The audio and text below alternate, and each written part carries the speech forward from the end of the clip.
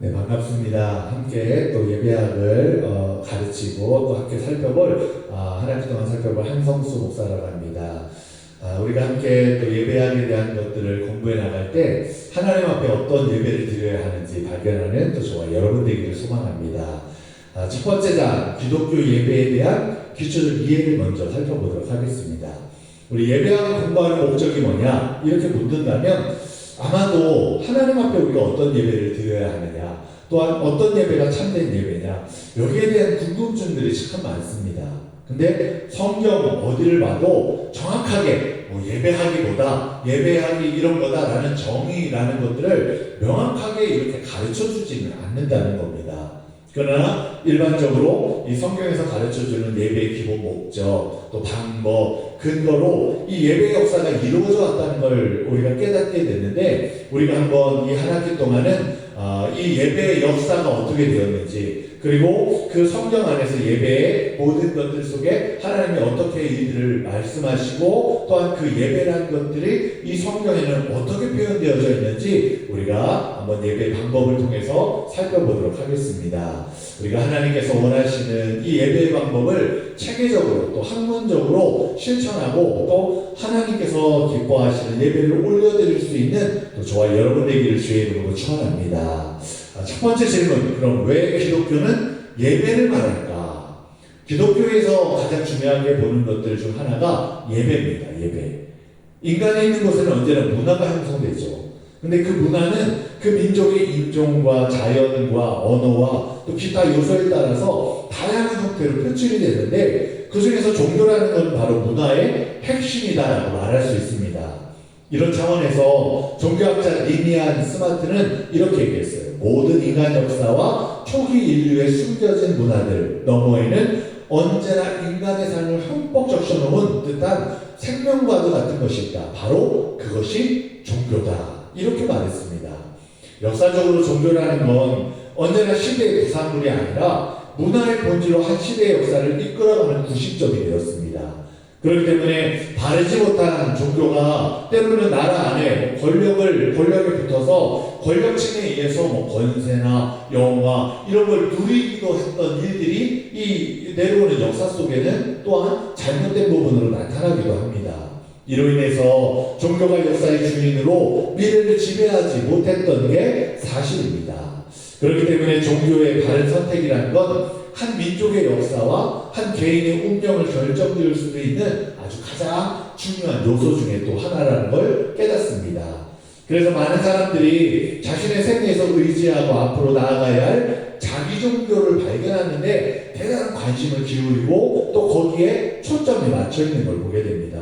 이걸 가르쳐 철학에서는 유실론적 실존들의 발길이라고 이렇게 이름했고, 특별히 키에르 케고는 이렇게 말했습니다. 현대라고 하는 무대에서 윤리적 실존으로 좌절의 의미를 터득한 사람들이 언제나 절대자를 찾게 마련이고, 그 앞에서 유한적 자기를 발견하게 되며 스스로 종교적 실존으로 나아가게 된다. 이렇게 말하기로 했다는 거예요. 다시 말하면 죄의식의 심화 속에서 헤매는 현대인들이 참 종교를 추구하게 되고, 결국 그들은 자신들이 이해되는 합리성 때문이 아니라 절박한 생의 피난처. 다시 말하면 여러분 보세요. 벼랑 끝에 매달려 있으면요 뭐라고 하냐, 막 부처도 찾고 예수도 찾고 그런다는 거예요. 그러니까 무슨 말이냐면 우리의 삶에서 죄의식, 죄라는 것들로 인해서 우리의 삶이 망가지고 깨지고 쓰러지고 절망하고, 그런 것들 속에서 참된 하나님, 참된 신을 찾게 마련이라는 거예요. 근데 그런 참된 신을 찾을 때 바로 그것이 예배라는 것들을 통해서 나타나고 또한 드러나게 된다는 걸 말하고 있는 겁니다.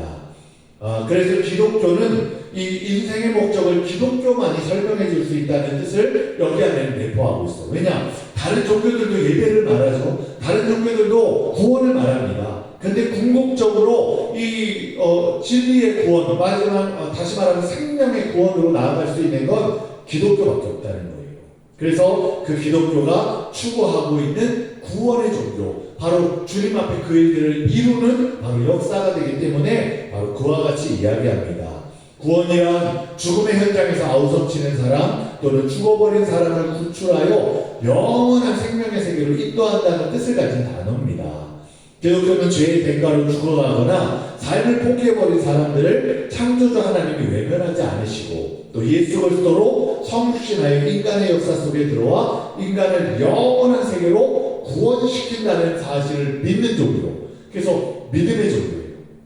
그걸 믿는 거예요. 예수님도 항상 네가 그걸 믿느냐라고 물으셨고, 요한복음을 썼던 이 사도 요한도 이것을 기록한 목적은 그들로 하여금 믿게 하기 위함이다라고 이렇게 말씀하기도 했다는 거예요. 그래서 믿음의 종교가 기독교입니다. 근데 이런 의미에서 기독교는 영원성을 가지고 있는 역사적인 종교로 건재해요. 이런 기독교가 갖는 인간과의 현실적이고 생동적인 관계성을 이 윌리엄 템플이라는 사람은 이렇게 말했어요. 하나님의 거룩하신 속성은 인간의 양심을 각성시키며 그의 진리는 인간의 지성을 기르고 그 아름다우심은 우리의 상상력을 맑게 하고 있다. 그리고 그의 충만한 사랑이 인간의 마음을 열도록 하시기에 그의 목적대로 우리는 우리의 의지를 바치게 된다. 이 말은 바로 우리를 구원해 주시고 찾아주시는 인격적인 하나님의 은총, 그 은총이 이토록 크기 때문에 우리가 예배를 통해서 이 은혜에 대한 보답의 행위를 찾게 되는 거예요. 그러니까 예배는요, 하나님의 구원의 은혜에 감사하는 거예요. 하나님의 구원의 은혜 속에 고백하는 거예요. 당신이 나의 참 구주십니다. 당신만을 따라가겠습니다. 그래서 이 예배는 바로 그런 보답의 행위를 가지는 모습이라고 이렇게 정의하기도 합니다.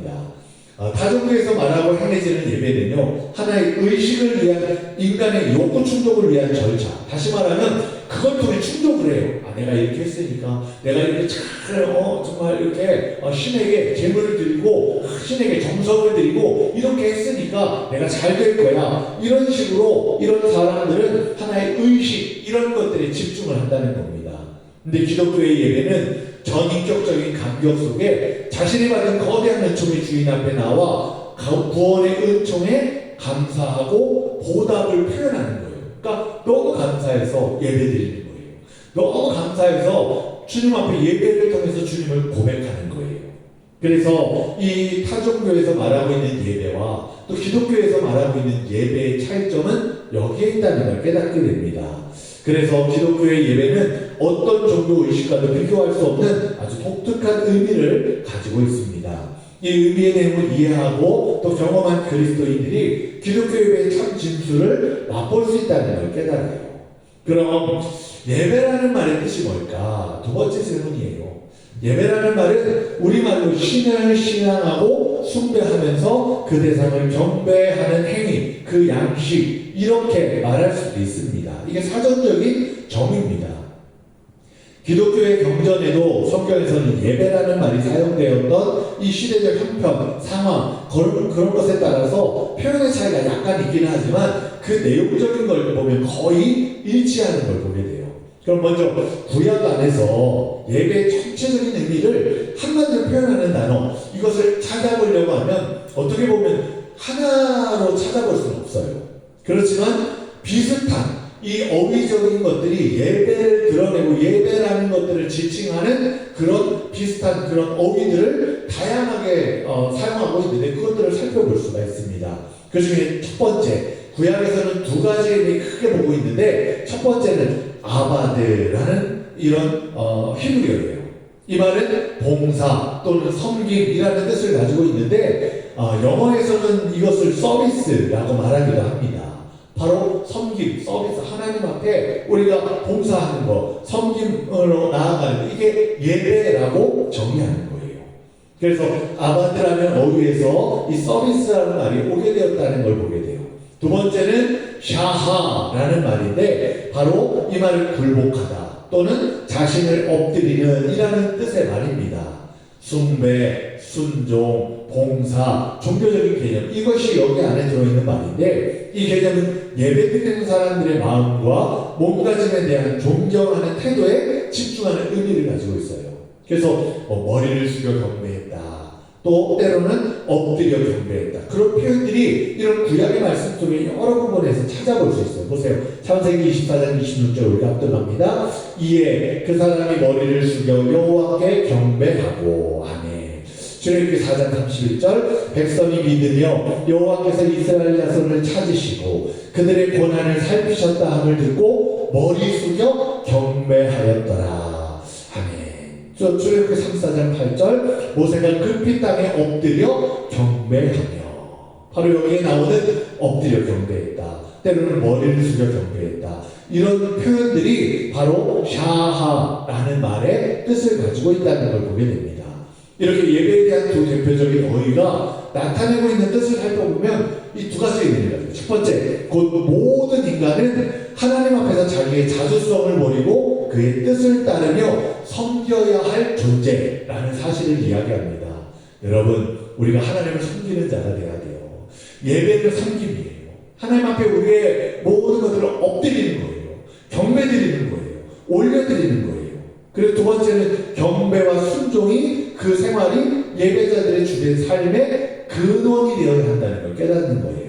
그래서 우리는 하나님 앞에 경배드리는 삶. 그래서 예배당에 가서 이렇게 예배를 드리는 것만이 예배가 아니라 삶이고 예배. 우리의 삶에서 하나님을 드러내고 하나님을 섬기고 하나님을 경배하고 하나님 앞에 영광 돌리고 이것이 예배가 되어야 한다는 걸 깨닫게 하는 겁니다.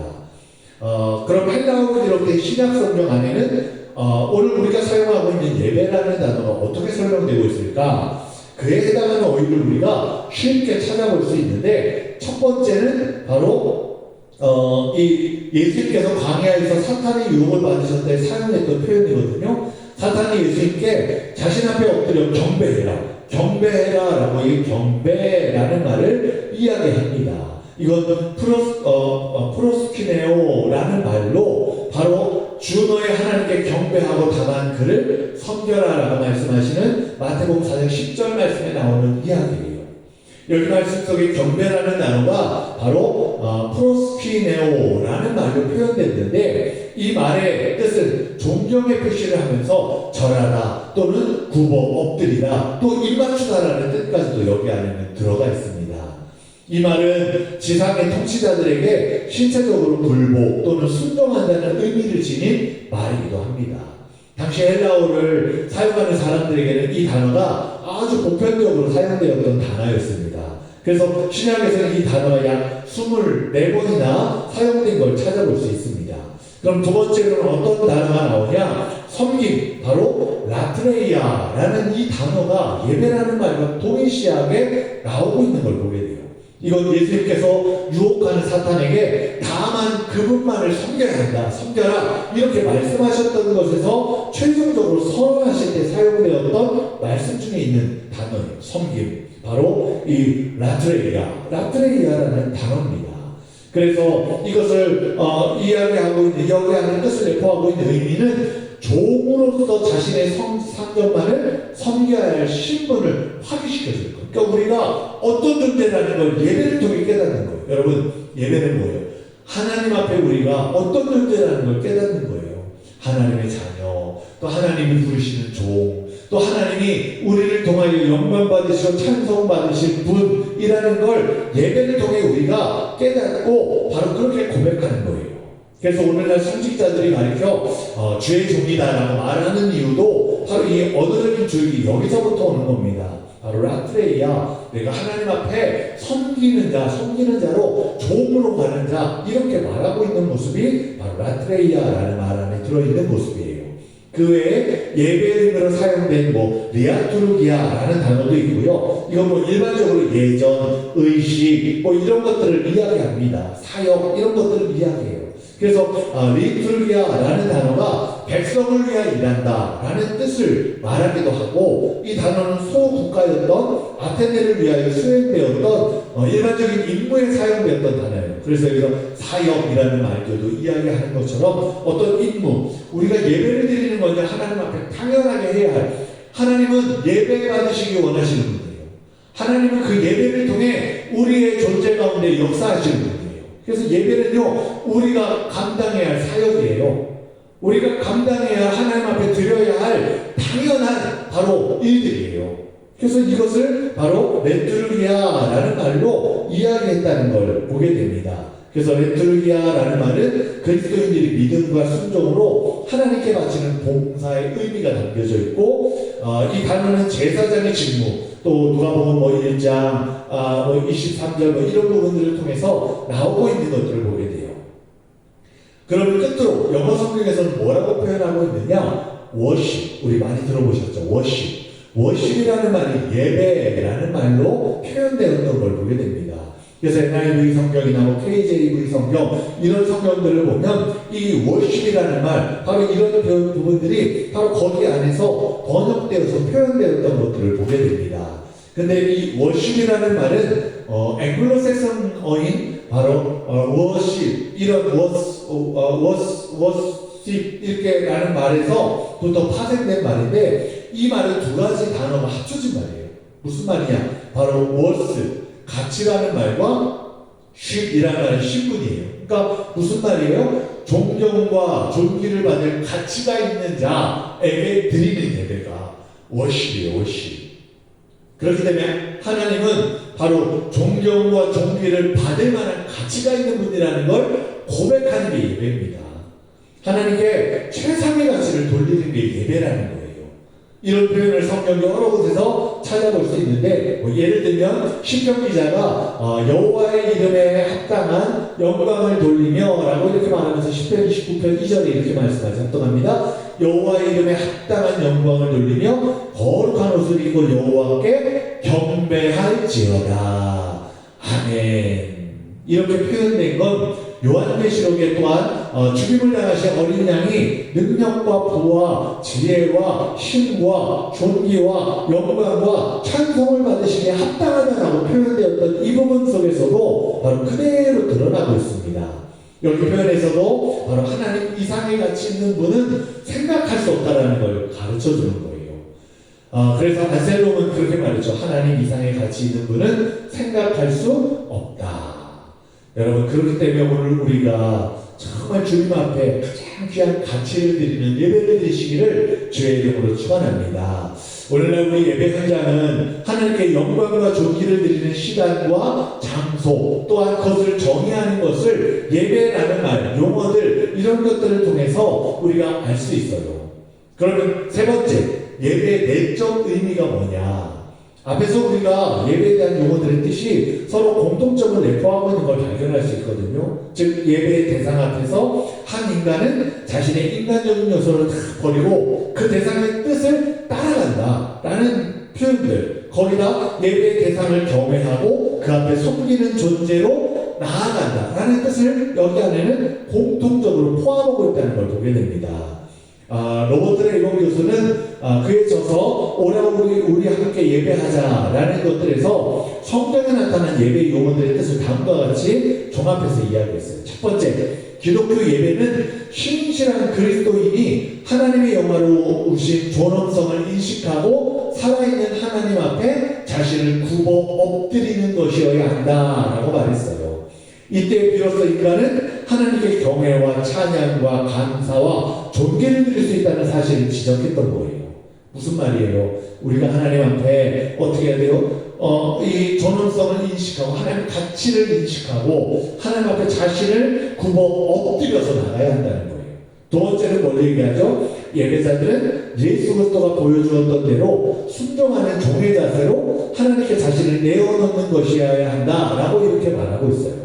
이건 예수님께서 사탄의 유혹도 물리치시고 십자가 희생을 감수하시는 자세가 본이 되셨던 것처럼 오늘 우리도 그 길을 따라가는, 바로 이 예수 그리스도가 걸어가신 그 길을 걸어가는 바로 그 모습이 예배하는 자의 삶의 모습이라고 나타내는 거예요. 여기에 하나의 질문을 던져보면, 그럼 왜 기독교의 예배가 이처럼 예배자들이 희생적 존재로 예배 현장에 임해야 하고 그 하나님을 이토록 경배해야 하는가? 라고 이렇게 물을 수가 있어요. 여기에 대한 대답이 기독교 예배의 정의를 밝혀주는 주안점이 됩니다. 다시 말하면 예배자가 예배의 대상을 얼마나 정확하게 이해하느냐에 따라서 예배의 의미가 좌우된다는 거예요. 그 예배의 대상이 하나님께 자신을 위하여 무엇을 하였느냐, 무엇을 하고 있느냐, 그리고 무엇을 할 것인가를 아는 사람, 그 사람이 하나님 앞에서 자세가 달라지는 거예요. 여러분, 우리가 보세요. 어떤 일을 할 때도요, 아무것도 모르고 따라가면요, 우리의 모습은요, 정말 어떻게 할지 모르고 우왕좌왕할 때가 많아요. 근데 무엇을 하였느냐, 무엇을 하고 있느냐, 그리고 무엇을 할 것인지를 아는 사람은요, 뭘 내가 앞으로 하나님 앞에도 어떻게 해야 하는지를 깨달아요. 그래서 우리의 자세는, 예배의 자세는 어디서 오냐, 뭘 했냐, 뭘 하고 있느냐, 그리고 뭘 할 것이냐, 이 물음이요, 오늘 우리 안에 있어야 할 줄로 믿습니다. 그리고 우리의 자세가 거기서부터 시작되는 은혜가 되기를 축복합니다. 또 어떤 희생적인 일도 예배의 대상을 위해 스스로 감수할 수 있게 된다는 결론이 나오는데, 이런 이유 때문에 예배자가 갖추어야 할 아주 기본적인 신앙은 아주 중요한 의미를 지니게 되어 있습니다. 다시 말하면 이 예배의 대상인 하나님의 은총을 깨달은 하나님의 백성만이 참된 감사와 찬양, 또 헌신과 고백의 응답을 드릴 수 있게 된다는 사실이에요. 저는 하나님과 관계 형성이 없는 예배자는 언제나 예배드릴 때 방관적인 자세를 가지게 되는, 다시 말하면 구경하는.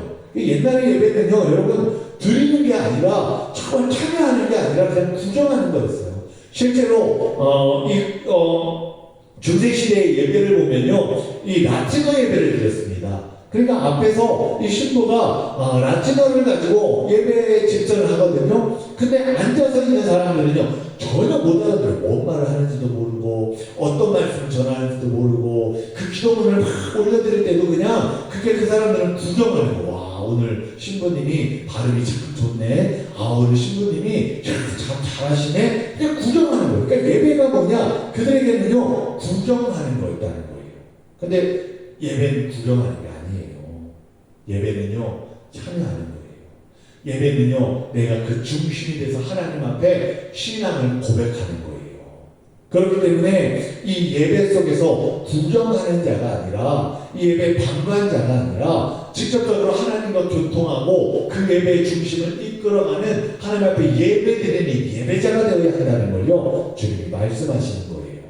그래서 예배자 자신이 하나님의 깊은 은총의 깨달음 속에서 예배를 그렇게 드릴 때, 그 예배가 언제나 주관적이고 기쁘게 드릴 수 있는 예배가 된다는 걸 여러분 기억하시기를 바랍니다.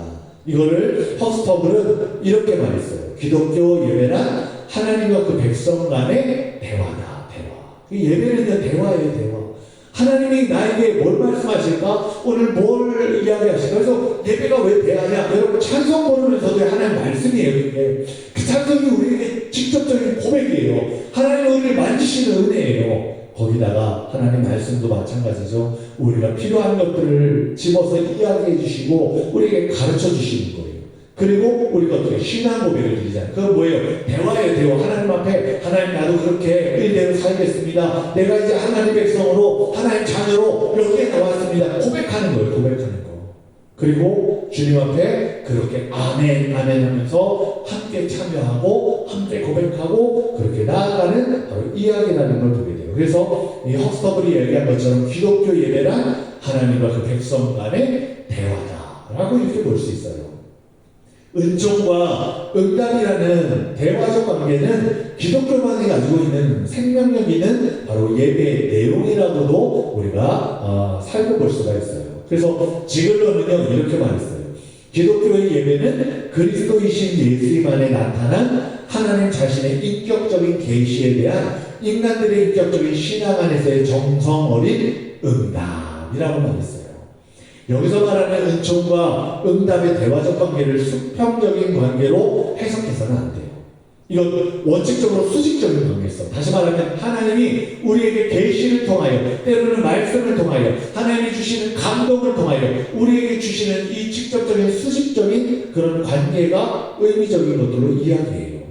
이럴 때만이 하나님께서 주인이 되시고 인간은 응답하는 존재가 될 수 있다는 걸 깨닫습니다. 그래서 예배라는 단어가 의미하고 있는 대로 하나님만이 경배할 대상, 이 거듭된 인식, 하나님이 우리가 올려드려야 할 온전한 가치가 있는 분이라는 걸 우리가 인식하고 고백하고 나아가야 한다는 사실이에요. 그 이유는 단순히 하나님이 창조주이실 뿐만 아니라 하나님께서는 구속사의 주권적인 행사를 예수 안에서 주관하신다는 역사적인 사건을 받아들이는 데 아주 큰 중점을 두고 있기 때문이라는 겁니다. 그래서 예배자가 예수님을 자신의 구원의 주님으로 영접하는 이 믿음으로 나아가면, 먼저 그렇게 나아가면 장엄한 예배의 대열에 능동적으로 우리가 서게 돼요. 그러니까 우리가요, 그냥 예배를 억지로 드리는 게 아니라 그 예배자로 설 때, 그 예배를 참된 가치로 올려드리고 나아갈 때 그것이 신령과 진정의 예배가 되고요, 그 예배 속에서 하나님 앞에 감동되어져서 우리가 드려지는 고백이 되고요, 찬송이 되고요, 눈물이 되고요, 우리 안에 함께하는 은혜가 되는 거예요. 그래서 예배자가 예수님을 자신의 구원의 주님으로 영접하는 믿음으로 먼저 나아갈 때 이 장엄한 대열에 우리도 함께 참여할 수 있다는 걸 보게 됩니다. 이렇게 될 때 예배자는 감격스러운 응답적인 모습으로 변화가 되고, 예배를 보는 게 아니라 드리는 자. 그래서 처음에는 방관자로 왔던 사람이요, 예배를 드리고 은혜를 받고 하나님 말씀을 듣고 찬송을 부르고 기도를 하고 그러면서요 변화되는 거예요. 내 마음이 변화되는 거예요. 예배를 통해서 하나님이 눈물을 흘리게 하시고 마음의 고백을 하게 하시고 죄를 회개하게 하시고, 그래서 이 예배가요 처음에는 구경하는 자로 왔다가 어떻게 되느냐, 여기서 우리의 자세가 바뀌는 겁니다. 변화되는 겁니다. 이제는 응답하는 자, 주시는 그런 감동에, 주시는 그런 일들에 우리도 응답하며 나아가는 모습으로 참여하게 된다는 걸 보게 돼요. 그래서 사도 바울은 이와 같은 깊은 의미를 알고 있었기 때문에 로마서 12장 1절에서는 너희 몸을 하나님이 기뻐하시는 거룩한 산제사로 드려라 라고 이렇게 표현하기도 했어요. 바로 이게 오늘 우리가 드려야 할 예배라는 걸 기억하시기를 바랍니다. 우리가 이렇게 예배의 깊은 의미를 이해하게 될 때 예배신학자 흔히 말하는 것처럼 바로 이렇게 이야기할 수 있는데, 바로 예배 현장을 계시와 응답이 만나는 지점이라고 이렇게 표현했던 것처럼 바로 우리에게도 그렇게 말씀하고 있다는 걸 보게 됩니다. 그래서 여러분들이 주님 앞에 오늘도 거룩한 제사, 거룩한 예배, 하나님 앞에 산제사로 나아가는 저와 여러분 되기를 축복합니다. 하나님이 계시는 말씀을 통해 예배자들의 가슴 속에 임재해요. 어떤 때는 하나님의 말씀을 전하는 저도, 또한 앉아서 드리는 예배자도 참 하나님의 계시가 얼마나 충만한지 예배를 드리면서 정말 감동 가운데, 또한 우리가 그 일들 가운데 깊이 들어가는 것들을 체험할 때가 많아요. 그리고 예배를 그렇게 드리고 나면요 마음이 얼마나 흡족한지, 주님이 얼마나 기뻐하고 계시는지 그게 느껴져서요 너무 감사할 때가 많아요. 그렇기 때문에 우리도요 바로 주님 앞에 그런 예배자들이 되어야 한다는 걸 깨달으시기를 바랍니다. 예배 가운데 하나님의 말씀을 통해 하나님과의 감격적인 만남이 이루어가고 그 응답을 예배자들의 마음과 행동으로 기꺼이 행한다는 건 어느 종교와도 비교할 수 없는 개신교만 가지고 있는 예배의 특성이에요. 그렇기 때문에 예배의 모든 주권이 하나님에 의해 계속되어져야 하고, 인간은 그리스도이신 예수님을 통해 일하시는 바로 하나님 말씀의 순종의 자세로 우리가 응답해가는 태도가 있어야 한다는 걸 기억하시기를 바랍니다. 그래서 우리가 산제사로 드리는 예배를 드리시기를 축복합니다. 네 번째는 그럼 예배의 신학적인 축점이 뭐냐? 예배를 우리가 신학적인 그런 일들을 가지고 봐야 하는데, 성숙한 예배자들은 예배 현장에 임할 때는 건전한 사고의 기능이 작동되어야 해요. 그러니까 건전한 사고의 방식이 뭐냐? 그걸 우리가 살펴보려고 해요. 그리스도인으로 예배 현장에 임한 사람은 무엇 때문에 내가 이 자리에 와 있고 어떤 하나님을 위해 내가 여기 예배 현장에 서 있는지를 반드시 알아야 할 필요가 있는 거예요. 그러지 못할 때 그 예배자는 맹종의 신앙이 되기 쉽고 또 그런 자세 속에서는 예배의 깊은 의미와의 만남을 가질 수가 없는 거예요. 그래서 엘리야가 갈멜산에서 바알 선지자, 아세라 선지자들과 참신이 누군지를 대결하잖아요. 근데 먼저 어떡하냐? 예배 드리는 거예요. 예배. 먼저 바알 선지자, 또한 아세라 선지자 예배를 드려요. 그들도 예배를 드리는 거예요. 제물을 올려놓고요, 소리를 지르고요, 그렇게 불을 내려달라고 그렇게 예배를 드리는 거예요. 근데 여기서 이야기한 것처럼 그들의 예배는요 맹목적인 거예요. 맹목적인 거. 그래서 우상적인 것들이 거기에 들어가요. 우리나라도 그런 거 있잖아요. 뭐 벼랑맞이 대추나무 거기에 막 그냥 물그릇 떠놓고 비나이다 우리 자손 잘 되게 해주시고 내 딸 자식 잘 되게 해주시고 비나이다 비나이다. 이게 뭐예요? 맹목적인. 어떻게 보면 그것도 예배거든요. 그 신을 향하여 기도하는 섬기는 그런 모습이거든요. 근데 그건요 잘못된 예배라는 거예요.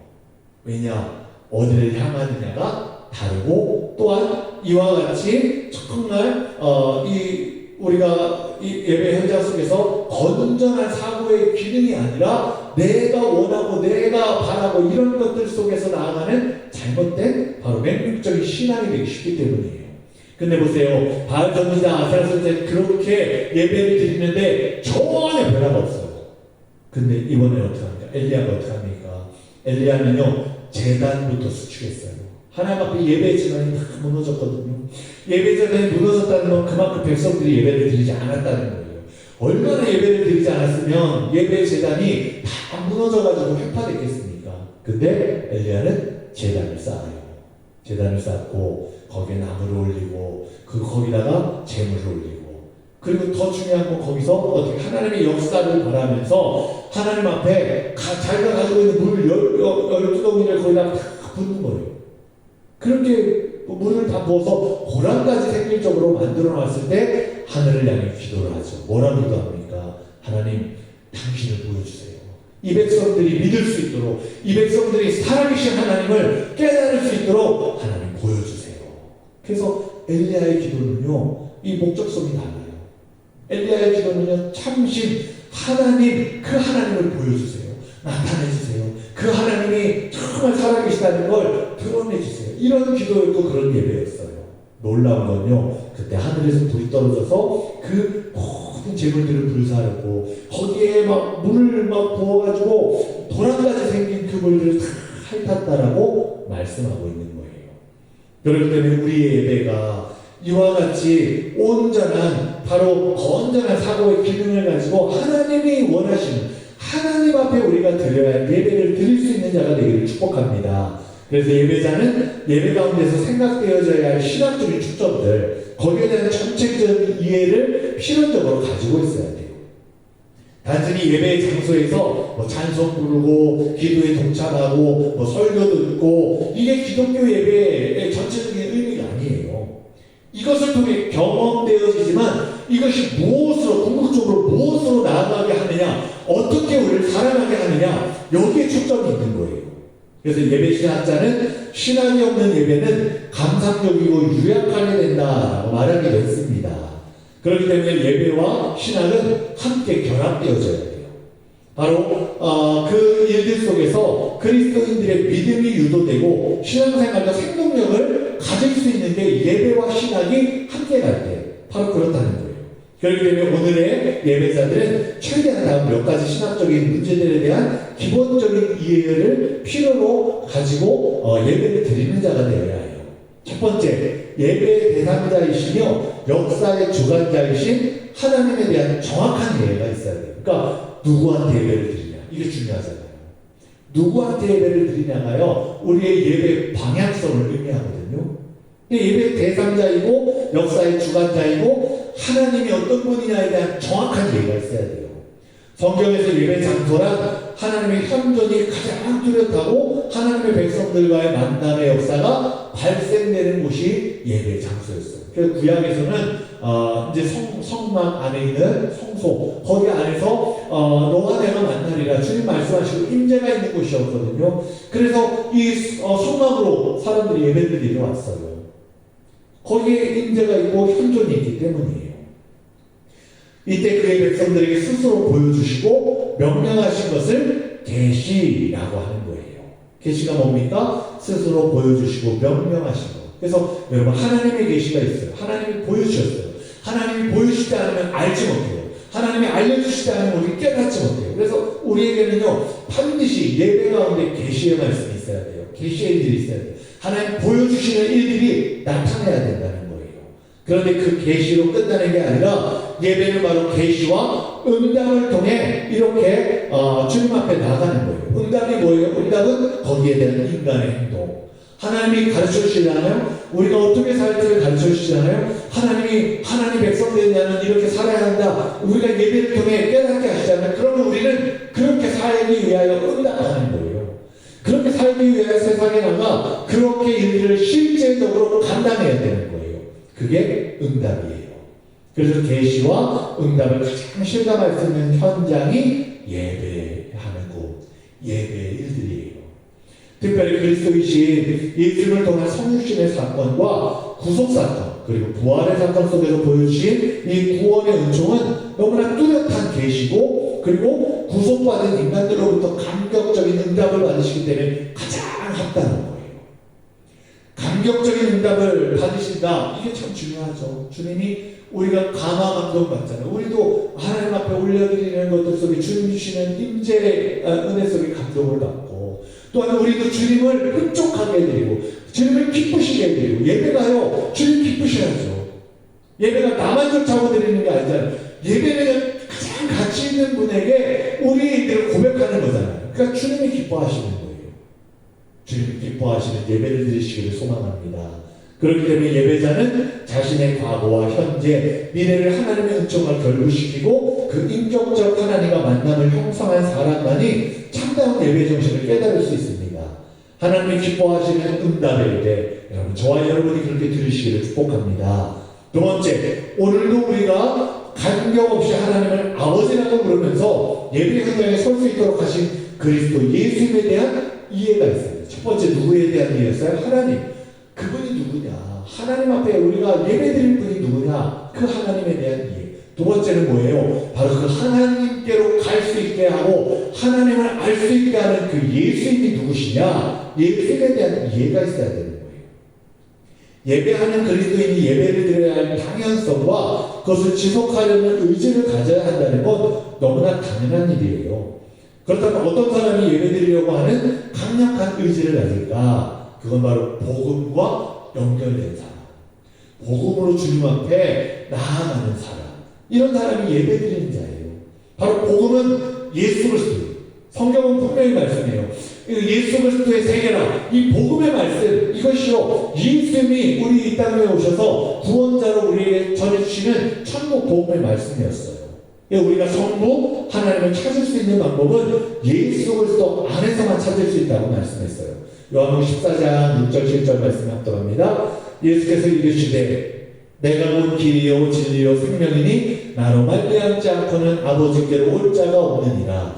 너희가 나를 알았더라면 내 아버지도 알았으리로다. 이제부터는 너희가 그를 알았고 또 보았느니라. 아멘. 우리가 뭐라고 해요? 바로 예수 그리스도 안에서만 하나님을 찾을 수가 있어요. 우리는 예수 그리스도의 십자가 그 속의 은총 가운데서만 새로운 차원의 눈을 뜰 수 있는 거예요. 그래서 그리스도이신 예수님은 하나님과 인간이 만나는 성전이라고 표현하기까지 했어요.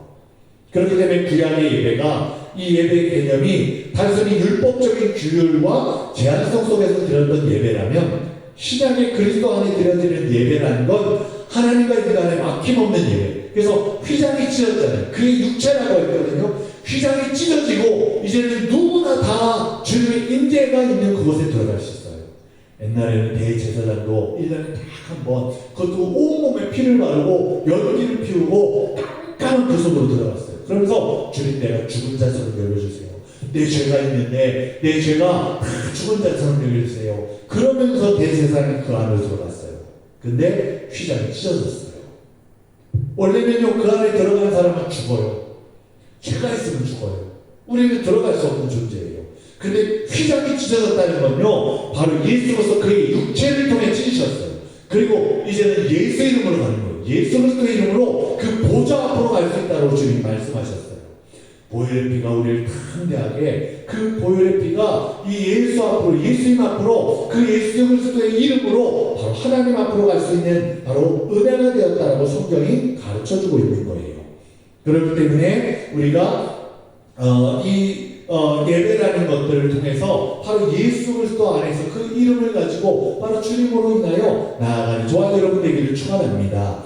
예배 신학자 폰 알멘은 이렇게 말했어요. 그리스도이신 예수님의 생애가 완전한 예배의 행위요 직무다. 바로 예수님의 생애, 예수님이 이 땅에 오셔서 구원의 십자가를 이루기까지의 말씀을 전하시고 그들을 구원하시고 병자들을 고쳐주시고 수많은 일을 행하셨던 그 일들이요 우리가 예배 궁극적으로 행하며 그 속에서 느끼고 깨달을 바로 그런 모습이 되어야 하는 거예요. 그렇기 때문에 오늘도 우리가 그 예수님의 생애, 그 주님을 고백하고 나아가시기를 축복합니다. 세 번째는 오늘의 예배를 역동적으로 움직여가는데 직접적으로 관여하시고 그 생명력을 불어일으키시는 성령님으로 임재하시는 하나님에 대한 이해가 있어요. 그러니까 첫 번째가 하나님, 두 번째가 누구죠? 예수님, 세 번째가 성령님. 성령님에 대한 이해가 있어야 되는 거예요. 하나님께서는 구원의 역사를 이 성자 예수님을 통해 실현시키셨고 오순절 이후부터 주님의 재림까지는 성령님을 통해 완성시키셨어요. 그렇기 때문에 현재라는 시점에서 하나님께서 구원의 활동을 성령님의 내적 증거를 통해 인간의 심층으로 파고드는 자리, 바로 그것이 성령의 임재가 있는 자리예요. 그래서 성령님이 거하시는 곳, 바로 성령이 자꾸만 탄식하며 우리의 구할 바를 알지 못하는 것까지도 다 거하신다고 말씀하시거든요. 그래서 예배를 드리면서 감동과 변화와 바른 삶의 모습으로 인도되는 것은 모두 성령님의 역사라는 걸 여러분 기억하시기를 바랍니다. 이런 성령님의 역사는 초대교회에서부터 중심적으로 활동했고 또 2000년 교회 역사 속에서 계속적으로 동참하고 주관적으로 이끌어가고 또한 이 성령의 감동을 통해서 이 무질서함과 신학적인 의미의 결여를 노출시켰던 예배 현장이 정말 하나님 앞에 우리가 바로 서야 한다는 걸 깨달아져요. 그래서 어떻게 보면 우리가 아까도 첫 번째 뭐라고 했죠? 하나님, 두 번째 예수님, 세 번째 성령님, 성부, 성자, 성령이에요. 이 세 가지가 우리 예배 속에 고백되어질 바로 가장 중요한 의미라는 걸 여러분 기억하시기를 바랍니다. 자칫 막 성령의 예배, 성령이 막 임재하고 성령님만 막 가득하고 성령만 따라가야 된다 이렇게 말했던, 다시 말하면 정말 오순절 계열에 때로는 막 이적과 기사를 막 찾고 어떻게 보면 신비주의적으로 빠졌던 이런 사람들은요 자칫 예배에 대한 것들이 엉뚱하게 변해버렸던 것들을 보게 돼요. 그래서 수많은 이단들이 처음에는 이단이 아니었어요. 처음에는 뜨거움을 가지고 열정을 가지고, 그런데 어느 순간 하나의 감정점을 두고 하나에만 따라가다 보니까 어느샌가 하나님이 빠져버린 예배가 되고 예수 그리스도가 없는 예배가 되며, 성령님을 말하고 있지만 예수님께서 말씀하신 성령님이 아니라 우리가 추구하는 잘못된 것들을 나아가는 그런 모습이 되고 말았다는 걸 보게 돼요. 그렇기 때문에 우리가 이 성부, 성자, 성령 잘 그것들을 고백하고 또한 잘 알고 예배에 참여하는 저와 여러분 되기를 축원합니다. 네 번째는 예배에 있어서 또 하나의 중요한 신학적인 이해의 요구는요, 예배자들의 가족적인 개념의 설정. 무슨 말이냐? 우리는 주님 안에 한 가족, 하나의 공동체, 예배 공동체를 의미하는 거예요. 하나님의 백성이 된다는 건 한 피 바다 한 몸 이룬 가족의 뜻을 가지고 있어요. 그렇기 때문에 예배하는 그리스도인들은 언제나 공동체를 이루는 것이 가장 합당한 자세예요. 어떤 사람들은 그래요. 아니 하나님 앞에 내가 예배자로 서고 하나님과 나가 예배만 있으면 되지 꼭 교회가 필요하냐? 아니 꼭 이렇게 교회 공동체가 필요하고 이런 사람들 신앙인들의 공동체가 필요하냐? 이렇게 말하는 분들도 있어요. 아 집에 제단 만들어 놓고 십자가 놓고 내가 하나님과 말씀 속에서 그렇게 예배 드리면 되는데, 물론 그것도 필요하죠. 그런 예배도 당연히 필요해요. 그렇게 필요하다고 한다면, 그것만이 옳다고 한다면 지금 교회는 다 없어져야 돼요. 근데 오히려 하나님은 교회를 세워가시는 분이에요. 믿음의 공동체를 하나님 부르시는 분이에요. 왜냐? 그 공동체, 믿음의 자녀 되었다는 게요, 우리가 궁극적으로 붙들고 만들어가야 할 바로 모습이기 때문이라는 거예요. 그래서 하나님의 백성이 된다는 건 한 피 바다 한 몸 이룬 가족의 뜻을 가지고 있어요. 그래서 예배하는 그리스도인들은 언제나 공동체를 이루는 게 가장 합당한 자세예요. 하나님을 예배하는 현장에서는 서로가 각각 다른 계시의 존재성을 인정하면서도 하나님 앞에서는 하나의 연관된 가족으로서의 공동체 개념을 인식해야 돼요. 그래서 그때만 우리가 예배를 드리는 이 세계 교회들이 전체가 하나의 거룩한 가족으로, 하나의 거룩한 성도로 하나님 앞에 설 수 있는 바로 교회의 본질을 의미하기 때문이에요. 그리고 거기서 이탈되지 않는 모습이 되기 때문이에요. 교회가 하나님의 속성을 벗어났을 때 그들은 하나님 자녀의 신분을 망각하는 실수를 범할 때가 많습니다. 그리고 동일한 하나님을 아버지라고 부르면서 정작 자신들은 전혀 교를 이루지 못하는 타인들로 살게 되는 모습을 범하게 되는 겁니다. 그렇기 때문에 예배 공동체는 언제나 단수적인 개념보다는 복수적인 개념의 모임을 가지는 걸 이야기하고, 또한 이 예전의 모든 내용들도 다 함께하는 공동체, 또 함께 드리는 예배, 이런 것들을 통해 더욱 발전하고 영적인 성숙이 일어나고 영적 성장과 발전이 나타난다는 걸 보게 되는 거예요. 즉 예배란 내가 드리는 단독의 행위가 아니라 우리가 드리는 공동체의 행위, 그것이 합당한 예배로 하나님 앞에 올려질 모습, 그걸 이야기하는 거예요. 그렇기 때문에 여러분, 우리가 예배 공동체로 모이는 자가 되기를 축원합니다. 다섯 번째는요, 예배에는 연속성과 확산이 있어야 하는 거예요. 하나님은 단순히 예배를 받으시는 분이 아니라 그 앞에 제단을 쌓고 있는 무리들에게 사명 부여하시는 분입니다. 그렇다면 뭐가 예배드리는 자들에게 명령되어진 사명이 될까? 여기에 대한 여러 학자들의 견해는 대체적으로 있네요. 첫 번째, 예배드리는 무리들은 하나님의 선교 사역에 동참하고 있고 그 일을 위하여 앞장서야 한다라고 말하고 있는 거예요. 예배드리는 무리들이 자칫 범하기 쉬운 오류가 뭐냐? 하나님과의 만남을 가져오는 예배의 세계를 현실과 거리가 먼, 그래서 수도원 운동 있잖아요. 옛날에 막 산으로 들어가야 된다, 이 세상을 다 떠나야 된다, 마치 불교처럼 세상은 다 죄악된 거고 육신은 다 더러운 거고, 그러니까 다 떠나야 된다, 우리가 산으로 가야 된다, 그러면서 거룩하면서 다 이 세상에 있는 애들을 배격했어요. 근데 그건 잘못된 거예요. 교회가 어디에 세워져요? 사람들이 많이 있는 곳에 세워져요. 죄가 많은 곳에도 교회가 세워져요. 왜냐? 변화시켜야 되니까요. 거기 안에서 하나님 앞에 우리의 모습은요, 고백하고 예배를 통해 변화되어야 하기 때문에 그러는 거예요. 그렇기 때문에 우리가 이 일들이 그냥 도망치듯이 아니면 뭐 따로 떨어졌습니다 아니라 이 정말 주님 앞에 이 일들을 세워가는, 그리고 그 모습 속에 나아가는 모습이 되어야 한다는 걸 깨닫습니다. 그러나 선택받아 예배에 참여한 무리들은 하나님을 예배하는 세계를 알지 못하는 사람들에게 나아가서 자신의 교회를 그들 속의 교회로 불러야, 그러니까 만들어야, 그들을 부름받게 하고, 다시 말하면 우리에게 다시 찾아와 함께 예배드리는 자로 서게 해야 할 의무가 있다는 거예요. 사명이 있다는 거예요. 그래서 예배를 향해서 폴루는 이렇게 말했어요. 사도적 그리고 선교적 교회. 우리는요, 그런 교회가 되어지기를 축복합니다. 사도적이고 선교적인 교회. 우리만 예배드리고 그냥 우리만 천국 가, 그게 아니에요. 주님 앞에 그렇게 정말 주님 앞에 고백하며 사도적 선교적 교회로 나아가는 자 되기를 축원합니다. 두 번째는 예배란 단순히 매주일의 단회적인 상관으로 이해될 수 없다는 사실이에요. 뭐 예배 한 번 드렸다고 끝나는 게 아니에요. 예배는요, 그냥 시작할 뿐이에요. 예배는 어떤 경우에도 단절될 수 없는 것이기 때문에 생활 속에서 계속성을 유지하는 거예요. 아까 말씀드렸죠? 교회 와서 예배 드리는 것만 예배가 아니에요. 삶 예배예요. 삶 예배. 그 삶이 어떻게 예배가 돼야 하냐? 가치를 높여드려야 되죠. 예배가 뭐라고 했어요? 가장 가치 있는 분을 높여드리는 거예요. 섬기는 거예요. 고백하는 거예요. 그게 여러분 삶에서도 드러나고 나타나기를 축원합니다. 그렇기 때문에 주일 낮 예배에 참석하고 그냥 자신의 의무 이행을 다했다 착각하는 경우가 많은데 아니에요. 그것만 예배드리는 게 아니에요.